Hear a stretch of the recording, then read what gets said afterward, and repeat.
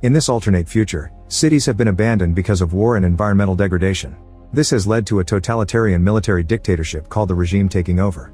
Every person under 18 is taken from their families and sent to a military academy where they go through brutal training and indoctrination. In the forest, Wacies is running around when she sees a bird in a tree. She pulls out her slingshot and gets ready to shoot, but instead she stretches her hand while whispering a word in an indigenous language. Sadly, the bird flies away. Her mother Niska asks her why she didn't kill it, and Wacies says that she was listening to it. The duo continues with their walk and Wacies gets distracted by the surroundings, so she ends up strapping on a bear trap. Niska rushes to remove the trap and bandage the injury before helping Wacies walk home. Their place is actually an abandoned vehicle that they transformed into a house. That night Niska gets worried because Wacies' wound keeps bleeding. At that moment she hears a noise and looks out the window to discover a drone approaching. She tells Wacies to keep quiet before she goes outside with her gun. Niska carefully sneaks around and when she sees an opening, she shoots the drone down. Once it crashes on the ground, she shoots it a few more times just in case. Knowing that more drones will come, Niska packs their things and leaves with Wacies after setting their home on fire. The duo starts crossing the woods and Wacies complains about the pain in her leg, but Niska forces her to keep going to avoid danger. When they reach the river, they find their boat and escape.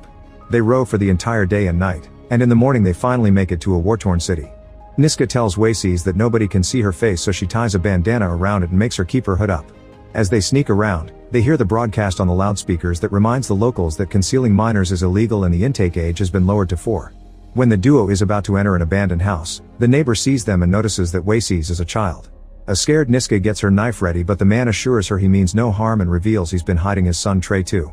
Niska just tells him that they must stick to themselves. While Niska is asleep, Wacies sneaks out of the house and sees Trey standing nearby. She follows him to his garden and he shows her a fallen drone, assuring her that it's been there for ages.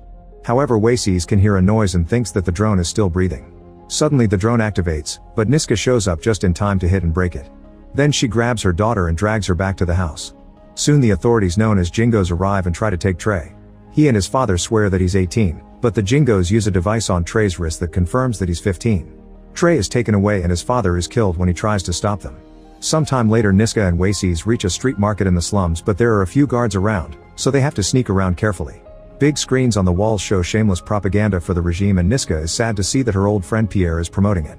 Suddenly a bunch of drones fly over the market and drop food rations on the street, so the crowd rushes to grab as many as they can.